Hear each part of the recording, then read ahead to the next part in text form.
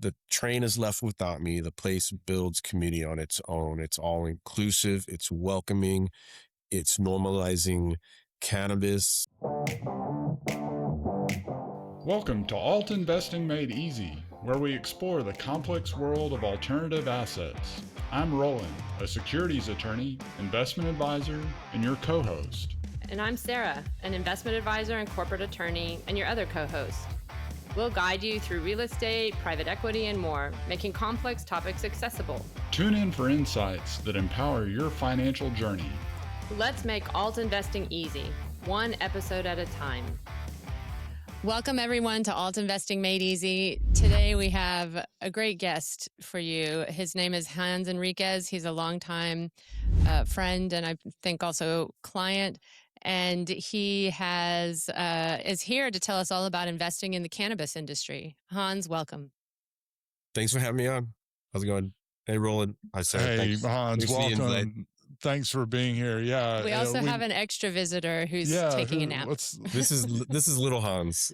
Little Hans. Little Hans Wolfgang. He's already making his debut in the podcasting world. That's great. Well, yeah, hopefully we'll get some likes just for having an infant on the program. Let's see more of that baby. No, I'm kidding. No, he's cool. He's chilling. Let's see if he behaves. I think he'll be all right. No, he can have his say too. Here's the other one too. Here's the other one. Hi there. Nice. Hi, how are you? This is snow day, so everybody's home. Yeah, for sure. We're all familiar with what just happened in Texas when we're filming. So let's see. Roland, sorry I interrupted you. Oh, yeah, no worries. And yeah, Hans, welcome to Alt Investing Made Easy. And yeah, we've been friends for a while. We were kind of reminiscing and both paying attention to the cannabis industry in Austin, Texas. And for sure, Lazy Days has been a thing for a while. But why don't you tell us what the current iteration is and what it is that you spend most of your time focused on nowadays, Hans? Yeah, I'll try and keep it short. I'll stop me if I talk too much. So no, it's great. Well, currently, my role, I'm Hans Enriquez, CEO of MedX Holdings, which is a publicly traded company. It's the parent company of Dazed Inc., which owns all the IP and which is of Lazy Days, and I'm the founder of Lazy Days. Lazy Days is going on 21 years running. We started within the smoke shop industry because it was adjacent and complementary and ancillary to the cannabis industry. Then we were able to trademark it and license it, and we began franchising the concept. And over the years, that original franchise concept, which was a smoke shop in a box, has evolved into an Amsterdam style coffee shop, which we are now planning to grow across the country. We've got 5 operating locations. We just awarded 5 more franchises. And my day-to-day role is kind of operating top down, right? As looking at the most macro issues, or macro, growth strategies. And still, as we're still a small company, so I still work on many micro things too, as SOPs, operational things, and compliance, especially because we are in cannabis, which is always fun, and paying attention to legislative stuff going on always. Yeah, this is so interesting because I don't know that people really appreciate how big the cannabis market is, but still how fractionalized it is relatively. And we're sitting here in Austin, Texas, and amazingly, you do have 3 locations. And I'm sharing the website, and you've got 3 locations here in Texas. So, maybe tell us a little bit about the legal status in Texas of cannabis and what it is that you make available legally from these locations here in Austin. Yeah. So we operate under the 2018 Farm Bill, and which allows us to sell hemp and hemp related products. And in the state of Texas does have a hemp program. So we are licensed hemp retailers and manufacturers, which allow us to sell hemp and consumable hemp products, right? So we at a Lazy Days store, you can walk in, you can order a latte or a matcha. You can ask for it infused with some THC, CBD, some health and wellness mushrooms. Something good for the mind or the body. And you can order yourself, a pre-roll hemp, joint, or get yourself some hemp product, and you can sit down and consume responsibly and open up your laptop and sip on your latte and just be and or meet some friends or set up a crocheting community event or enjoy a market that we're having there. So very community oriented coffee shop. We're allowed to do that under, like I said, the federal hemp bill, as well as the Texas regulations. And then Roland mentioned that it's very or fractured, sorry, and that is just because of the um I would say technical or legal differences that they put on the two terms, uh cannabis and hemp. And we also operate in New Mexico, which would be under cannabis laws and that state's rules and regulations. And so we're an adult use. We have a full consumption lounge license, and we essentially have the same concept. We want to have that same Amsterdam local coffee shop style feel and open up as many of these we can in every market that allows it. So I lived in New Mexico a long time ago, 25 years or more, and it was in the early days of Governor Johnson. And it's really, I think, been very interesting to learn about how what he was talking about then, which was legalization, has now turned into a completely viable and very large industry. And I think that was what his vision was then. I was very young then and not really into politics necessarily, but I always thought he said a lot of sensible things. But secondarily, maybe between you, Hans, and Roland, you sort of lay out for our viewers the basic issues in the cannabis industry that we're talking about, because every state has its own ability, obviously, to legislate as a state. And then there's a federal law overlay, and there's some complications that come from that. And there's some changes that have recently happened. Yeah, I Hans, could take talk that. You're Whoever the forever. wants to start. expert. I Hans, could Hans, you talk answer forever that. about this, right? Yeah. But I'll start with, at a federal level, even with Trump's executive order, this has not been signed into law. So as we sit here today, cannabis is still Schedule One federally legal substance, Mm. and that creates a tremendous amount of confusion where you have over half the country with either cannabis medical or adult use or laws. You've got states with hemp laws, um, and then we have a scientific argument between botanists whether this is cannabis and hemp are the same plant. So you've got misinformation, disinformation, lack of education, and you've got contradictory laws between federal and state. So they're that at a highest level. Then you've got um, then you've got for the industry in general, you've got lack of consistent rules and regulations between states, but now you also have a lack of capital, lack of access to funding, lack of access to financial services. And that has to do with payment processing, basic banking, um, you know, uh, overkill of compliance for banking services.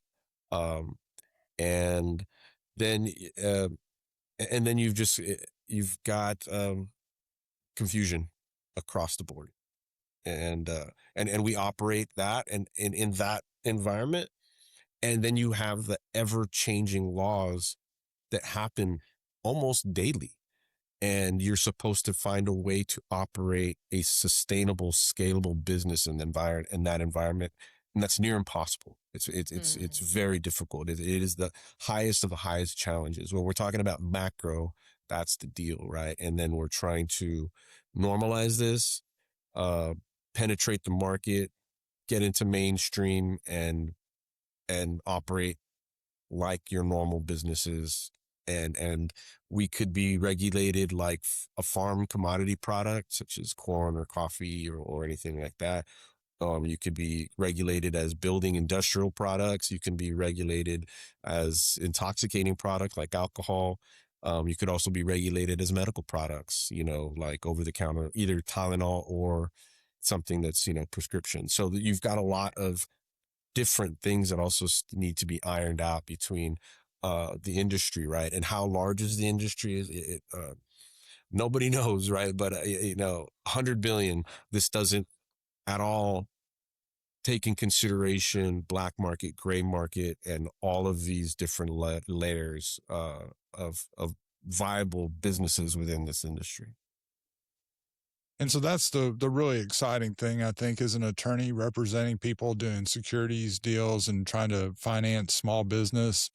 Um, you know, once this does, the law is just like you referenced Trump's order, and what that is rescheduling from Schedule 1 to Schedule 3. And what that's going to allow for is, as I understand it, the banking problem will be largely addressed, and then the 280E, right, from the Internal Revenue Code that currently says that because you're dealing in a Schedule 1 substance, you can't take any deductions of your cost of doing business off your tax return. So it's really unfair taxation. So Hmm. this rescheduling could really, seems to me like it could really make a big difference in businesses that can otherwise operate legally. And I wonder about Texas, though, Hans. What's going to happen here? There is a hemp ban, right? I mean, when is there not, right? I mean, so when is there not something coming up? But um, there's a there's a potential hemp ban. Yeah, there's a potential ban on smokable flower. So can that be detrimental to the business? Yeah, absolutely, right. But this is something that's a little bit different from in our case, um, is having to hedge it, right? Like, I mean, we have to like kind of create this differentiator. Bill, but yeah, just to finish out that one thought, Hans, is like when have you not dealt with a ban? And it seems like at this point, maybe with the smokable hemp and everything, the genie's out of the bottle, maybe. Uh, I've got my theories on a lot of things, right? But let's say um in Texas, I think because ultimately this is going to be a states thing, a states' rights thing, right?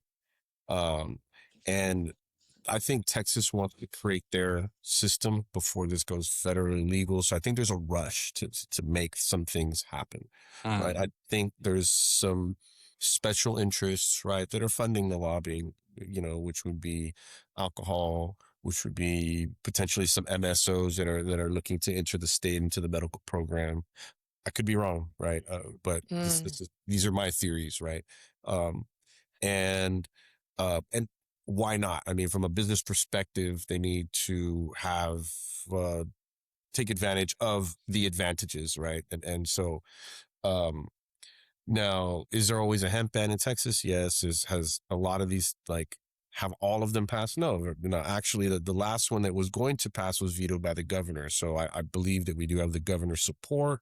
He is pro hemp. He is pro farmer. He is pro money. He is pro business. So we're looking at that perspective, right? And then a lot. I'm an optimist, so I think common sense will prevail because that has to do with money, right? And Mm. so I think Texas is also very big in states' rights. So I think they'll create their program. And if we're reading between the lines at how it stands today, Texas's hemp program is probably one of the best quote unquote hemp or cannabis programs in the country uh, because it is not exuberantly taxed, licensed. It's an open market. There's no opting out. Um, anyone can participate. Does that require regulation? Absolutely. We don't want kids to have it. We don't want to make sure there's restrictions, regulations, proximity, some type of fee and requirements in compliance, in order to have safe products on the show. So, um, I think Texas has an excellent opportunity to do it right. So we'll see. Hmm. Cool. Well, yeah, Um, and that's one thing I think that while we did mention the public company aspect of this, there are opportunities for entrepreneurs, and you have franchises, and going to someplace like New Mexico or another state that, and you said that you had five Yeah. new. Yeah. So So we've got 5 currently operating and 5 coming up. yeah, that's so exciting, Hans. What can you talk about where the new locations are? Yeah. So we're going to be opening one in San Marcos, Texas, one in Houston, Texas. The one in Houston is going to be really cool. It's going to be connected to this new development that's part of Meow Wolf. So Oh if you know yeah, what Meow Wolf is for sure. literally as you exit Meow Wolf and you just had an experience, you're going to go hang out and get some coffee too. That's So great. yeah, so that'll be cool. And then we awarded a 3-pack in Maryland, so we see those coming up in the next, hopefully the next 6 to 12 months. And Las Vegas, we put our name out in the Las Vegas lottery, for consumption lounges like about 2 years ago. So what happened in Las Vegas is the groups that were awarded those spots in the lottery that have yet to open operations, those the next group was already given those opportunities, and that had to do with connected to a dispensary. So we're a standalone. So it's just a matter of time till we're the next shot, because we did put our name in there, and none of the none of the groups that got those lottery tickets have opened, and really at this point I think there's only one lounge open in Las Vegas. So Hmm. we think our simplicity and our footprint will work in Vegas. Well, I know it will. It's just a matter of getting it done. That's awesome. That's cool. So let's go. We were talking earlier, Hans, about the tie-in here to alt investing made easy. Apart from Yeah. the fact that this is obviously as a new industry and an industry that's undergoing change, that's bringing it closer into traditional systems. There's great opportunities to invest. But let's hear about what you were saying earlier about these different paths to raising capital that you've explored, many of which would qualify as alternative investing for someone. Um, Creative, alternative, resourceful, however you want to put it. Like, I mean, raising capital or cash flow is the lifeblood of yeah. any business, right? Um, so, so this is a great forum to talk about kind of why and how we arrived here. Well, back in the dinosaur ages when I started this, right? So trying to find funding or investors for a smoke shop wasn't easy, right? I mean, and as much as we wrapped it up in a bow and put lipstick on it and made it as clean and made it our own, it still was a smoke shop, very little differentiation there. But we felt we had a better mousetrap, right? And what we originally wanted to do is create a brand and an experience that would be around when legalization happened, right? And this is 20 plus years ago. And so we've been waiting for it for a long time. And so then as we were growing, one of the ways to organically raise capital was to license yourself or to franchise, right? And so the question at that point was, well, how would you organically raise capital? And sales cures all, right? Well then sell the franchise, sell it as a franchise, sell the opportunity. So when we opened up our first store, I think 2 years after our account, while I was selling the first store in Laredo, and the accountant asked if she could purchase it from us. She knew the numbers, and so that was my very first venture into licensing the business. And so I knew there was an opportunity there. Lots of people like myself wanted to be involved in cannabis, but you wanted to do it legally, right? So doing it legally would be having an ancillary business, right? So the question then was, can you scale this, right? And the answer was simply, yes, of course we can scale this, right? But that is easier said than done, because then you have to really explore, what does it take to scale? That is the most challenging part, right? So the franchise opportunity has allowed us to grow, Hmm. learn more. I didn't come from a Pizza Hut background or owning 17 Subways or anything like that, right? So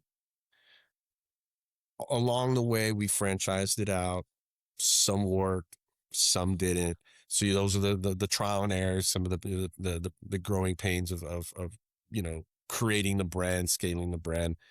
And so that was one way of raising capital, right? And it was very simple. Like someone was like, well, just sell 100 franchises and you have all your money. And you're like, oh, well, yeah, easier said than done, of course, right? And then you realize, well, what does it take to sell that many? Well, I need X amount of leads, X amount of qualified leads, X amount of closes over time.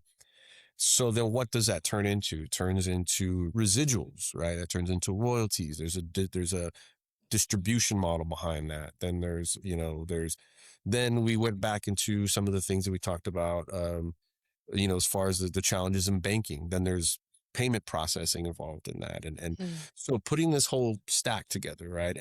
But that's how you organically raise capital. You just grow, right? I mean, you build a business model. So that's kind of franchising was one way, right? Or selling. Mm.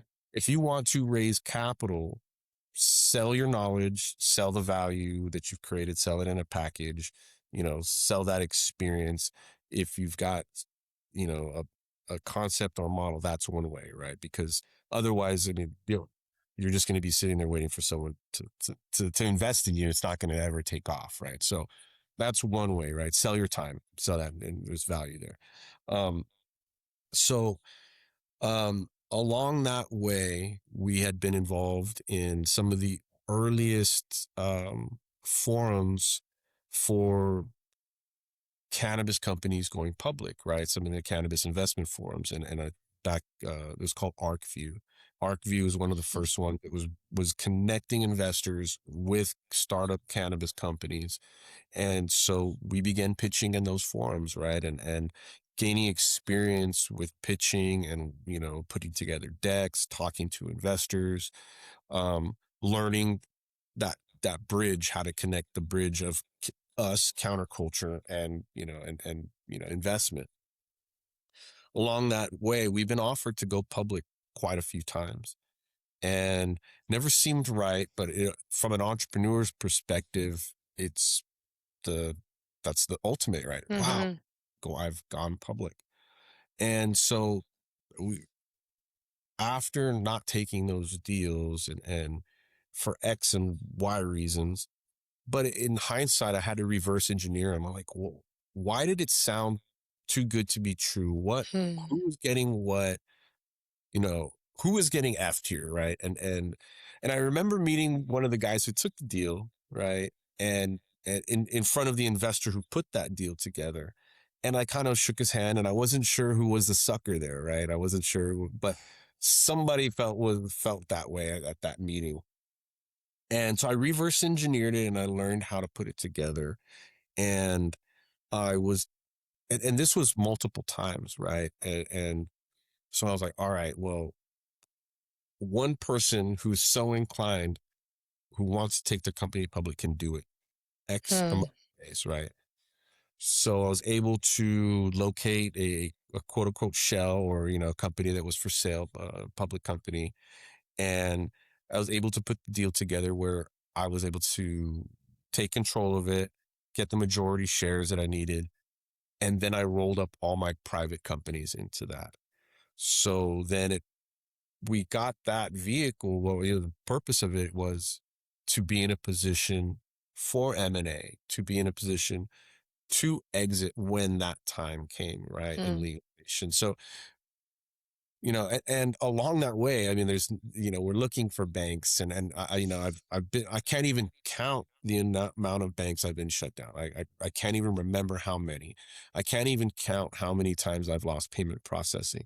Like I'm on a special list when it comes to payment processing, right? And we offer that as a service too, right? And so, um, and sorry to make it so long winded, but No, like it's good. No, it's that's great. that the journey, right? And Yeah. so and as we are today, I've got all of the private companies that we were operating, right, which was the Lazy Days Coffee Shop, the Dazed Inc., which controlled the franchising and distribution aspect of it, and Smart Brand Digital, which will control the marketing and the tech aspect of it. Those are now all my private entities under MedX. It's my job to make sure that all those subs are generating revenue, and and I basically my role is up here at the is in the holding company, right? And so going back to alternative ways, right? I mean, bad loans along the way, merchant cash advances from your payment processor, which are 25, 50, 75% interest, right? Wow. Uh, you know, uh, bad deals that happen with partners, nothing, it wasn't all, rainbows and sunshine. It's always been a challenge, right? Hmm. And even as today, we are still raising capital, right? And that's for the growth, right? And you realize, well, now I'm in this position where I'm the franchisor, and as the franchisor, we want to own real estate, and that way we're not just spending money on rent, and those are now revenue generating assets, right? Which add value to the public company, which add value to the franchise, which gives us additional control over the brand, and all of that. So, um, and and and every time along the way, there's been another headline that tells the investor, don't touch cannabis, right? And it's like without fail, right? Hmm. Because there's all, if I'm trying to bring in investors or franchises and they see a headline that says, isn't flower going to be banned in Texas, right? Isn't like that your whole business model? But like, we are hedged against it too, right? I mean, we're not just cannabis or hemp, but we've got coffee and mushroom infusions, and our themed concept can work well in any market. But Hmm. so to stay on topic about alternative investing is, and we've tried crowdfunding too, right? And you try crowdfunding and you can't find a platform that will crowdfund cannabis, or since we're publicly traded, they won't crowdfund a publicly traded cannabis company, right? Or even if I were to try to just go the traditional routes as a coffee shop, we've been around since MySpace. So any due diligence, you're going to find us on the web somehow, some way. And we're touching the plant and being involved in it. So, um, we operate under the same rules and regulations as guns and the most restrictive products that you can sell, and it's actually easier to buy guns than it is to buy cannabis, right? Yeah. So yeah, and so all every which way, every deal you can think of, every creative transaction, I mean, Hmm. we've seen it or attempted it, and um I think in cannabis, as an entrepreneur, I think sales cures all, sales above all, cash flow is king. um until you reach this um fundamental thing, right? I think you just need to show fundamentals like every investable business wants to Hmm. show, right? Because the days of it just being the next big cannabis company is long gone. Hmm. Um, I just want to. I think it's really interesting. Just one comment, and that is when you're a publicly traded company, a lot of times there still is a lot of private capital raising that you're doing throughout a group usually, and it's can be complicated to structure it. But I think that's an interesting thing is that once you've gone to be a publicly traded company, it's not the end of the story on other ways of seeking capital or raising capital, particularly No, no, debt is it's an it's obvious one. But that I mhm. think is kind of an interesting thing with what the relationship between what we call private investment versus public investment. Right. And you would think that, oh, all of a sudden you're publicly traded and it's going to be so much easier. But no, now we've got additional regulation, we've got different Mm. compliance issues, we've got ongoing operational costs. Um, but I think I think that it was the smartest move possible, but it can be also looked at as you did it way too early. But Mm. well, so what? So Hmm. what? The next Hmm. person wishes they would have done it, but I think it gives me the experience, a lot of the experience of operating the company, um, and even as a kind of a green, public traded CEO. I have a lot of experience, you Yeah. know, from the to the in comparison to the next guy, I would say. Yeah, for sure. Well, Hans, we Um, want to be real respectful. Sarah, sorry, what were you going to say? oh no, no. I was sorry, Roland. Go ahead. Well, we try to keep these, pretty tight, at 30 minutes. So I think this has been good so far. I mean, Hans, I guess, we brought this up at the very beginning, and it sounds like family is really important to you, and so we always like to kind of talk about personal things as well. Any personal drivers Oh, yeah. or personal things about Hans Enriquez that you would really want the world to know. Oh, wow. Um, Put you on the spot. I don't know. I don't know. Go just don't forget to listen to music or something. Well, so yeah, I'll say something, Hans, because yeah, I know you, and I know you to be a really compassionate person, and I know that with the Lazy Days concept, you're trying to create a community space, create community. yeah, You're involved in an industry where a lot of people look at cannabis as medicine, and so I think that's something that I've always gotten from you, Hans, is just this sort of benevolence, this desire to not only do well financially, but do good, in the community and try to bring about a place of health for everybody. And so and instead of just putting you on the spot, I'll give you a compliment. That's always yeah. the I vibe that I've appreciate gotten. that. I was gonna say something about community, so I appreciate you saying that. No, you know what? I had a conversation. I had an interview with the Austin Chronicle yesterday, and I brought up Oh, cool. community, right? And what we do, as far as like community building. And I'm super proud of this. I'm super like blessed by it, right? Um, the space is there for community building. I've seen it happen while sitting in the chair in the corner like a fly on the wall and just watching people meet, people that would have never met, people that haven't seen each other in years find each other there, right? The train is left without me. The place builds community on its own. It's all inclusive. It's welcoming. It's normalizing cannabis. I think cannabis and alternative medicines have a place that they're from the earth. I think this is a place where people can get informed, educated, feel comfortable and welcome in that lifestyle and having that type of mentality. Um, and it's great to see it just, it's what do I call it? It's just like a vortex that brings people together. And I've seen it naturally happen over and over again. I think that's what makes Lazy Days very special. Um, because cannabis is very communal, right? It can be ritualistic as well. So can coffee, so can matcha, so can tea.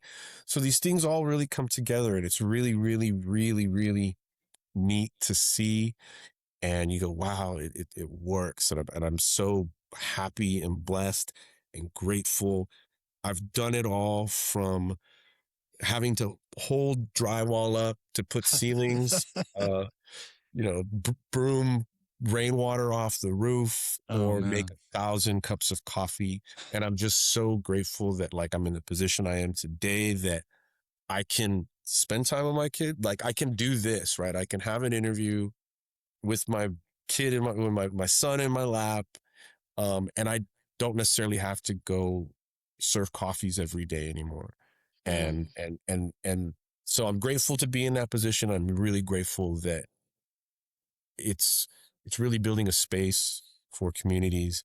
And people say, hey, thanks for the space. I'm like, no, the space is for you. It's not for me. Right. And so that's super cool. And I just want to bring that everywhere. I want to bring if you love coffee, you love cannabis, bring them together. And then as you know, in business, like you said, I want to be successful and successful and wealthy in health and family.